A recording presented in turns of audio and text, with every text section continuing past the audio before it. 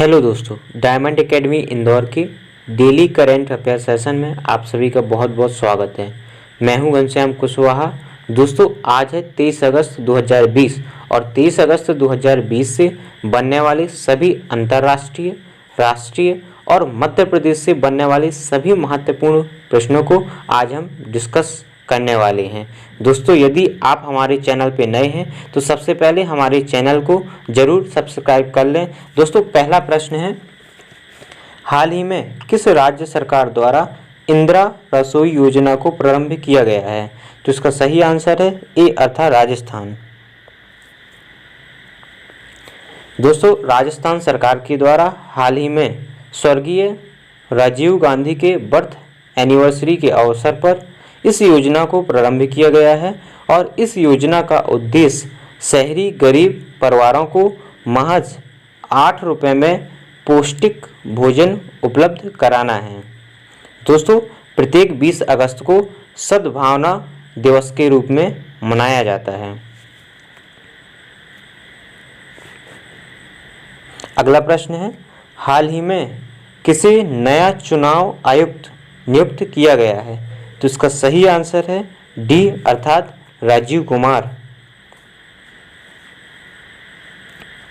दोस्तों, राजीव कुमार पूर्व वित्त सचिव रहे हैं और राजीव कुमार 1984 बैच के झारखंड कैडर के आईएएस ऑफिसर थे।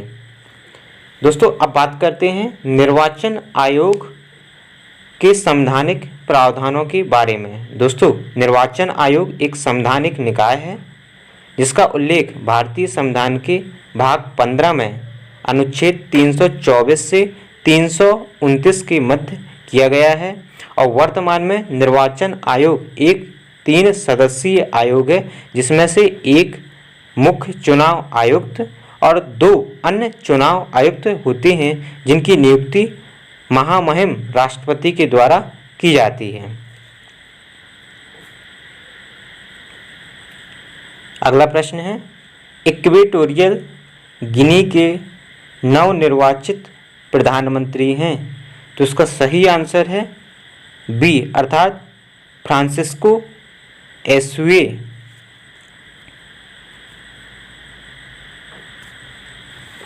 जबकि महिंद्रा राजपक्षे हाल ही में श्रीलंका के नए प्रधानमंत्री के रूप में निर्वाचित हुए हैं तथा इमैनुअल मैक्रोन फ्रांस के वर्तमान राष्ट्रपति हैं।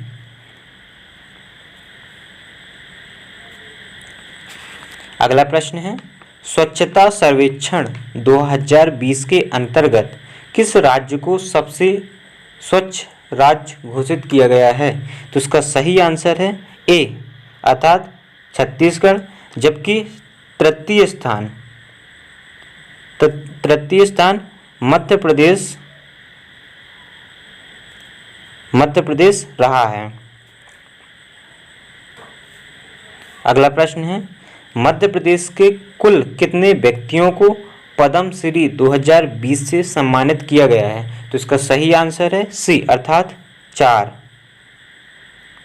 दोस्तों, हाल ही में 4 लोगों को मध्य प्रदेश से पद्म श्री 2020 से सम्मानित किया गया है जिसमें से पहले हैं डॉक्टर लीला जोशी। इन्हें आदिवासी महिलाओं के मुफ्त इलाज हेतु पद्म श्री से नवाजा गया है और दूसरा है अब्दुल जब्बार तथा तृतीय स्थान पर नेमनाथ जैन और चौथे हैं डॉक्टर पुरुषोत्तम दधीच।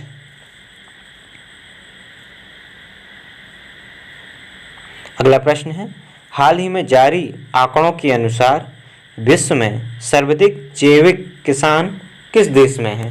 तो इसका सही आंसर है डी अर्थात भारत। दोस्तों, हाल ही में जारी रिपोर्ट के अनुसार विश्व में सर्वाधिक भारत में जैविक किसान हैं जबकि जैविक खेती के क्षेत्रफल के दृष्टिकोण से 9वां स्थान भारत का है। दोस्तों, सिक्किम पूर्णतः जैविक खेती करने वाला दुनिया का पहला राज्य है। दोस्तों, अब बात करते हैं सिक्किम राज्य से बनने वाले अन्य महत्वपूर्ण तथ्यों के बारे में। दोस्तों, यह भारत का 22वां राज्य है जहां पूर्व में चोग्याल वंश का शासन था।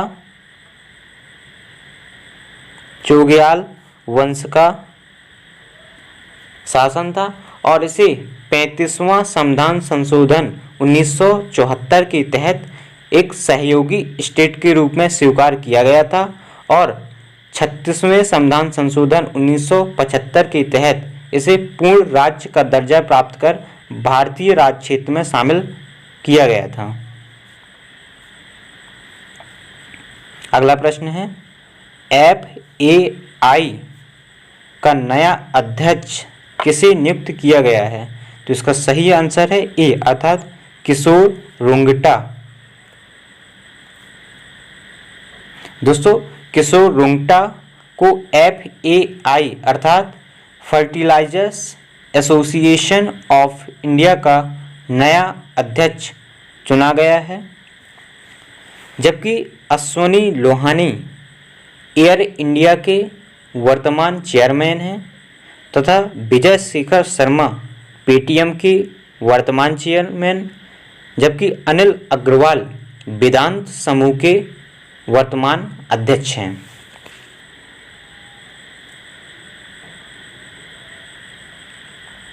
अगला प्रश्न है, हाल ही में किस राज्य सरकार ने भात भुत परियोजना को शुरू किया है?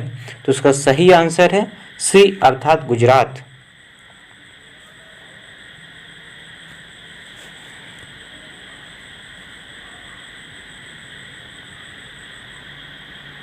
अगला प्रश्न है, मध्य प्रदेश उर्दू अकादमी के नवनियुक्त चेयरमैन हैं? तो इसका सही आंसर है बी अर्थात डॉक्टर अजीज कुरैशी।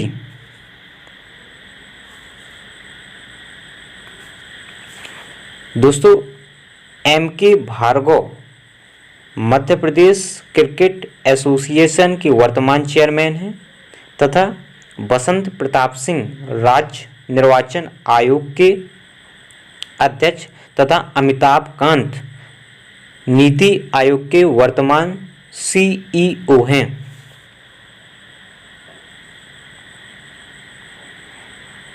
अगला प्रश्न है, lessons life taught me unknowingly पुस्तक के लेखक हैं? तो इसका सही आंसर है डी अर्थात अनुपम खेर।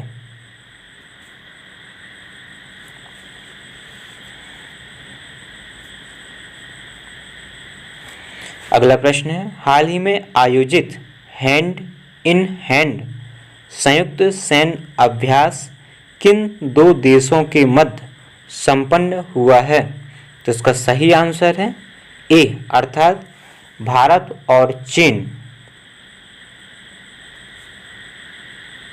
दोस्तों, हाल ही में भारत और चीन के मध्य हैंड इन हैंड संयुक्त सैन्य अभ्यास का आयोजन किया गया है।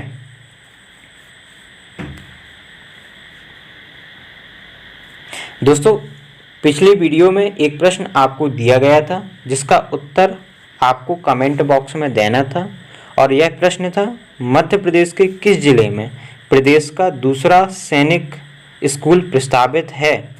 तो उसका सही आंसर था भिंड। दोस्तों, मध्य प्रदेश के भिंड जिले में प्रदेश का दूसरा सैनिक स्कूल प्रस्तावित किया गया है, जबकि पहला सैनिक स्कूल रीवा जिले में खोला गया है।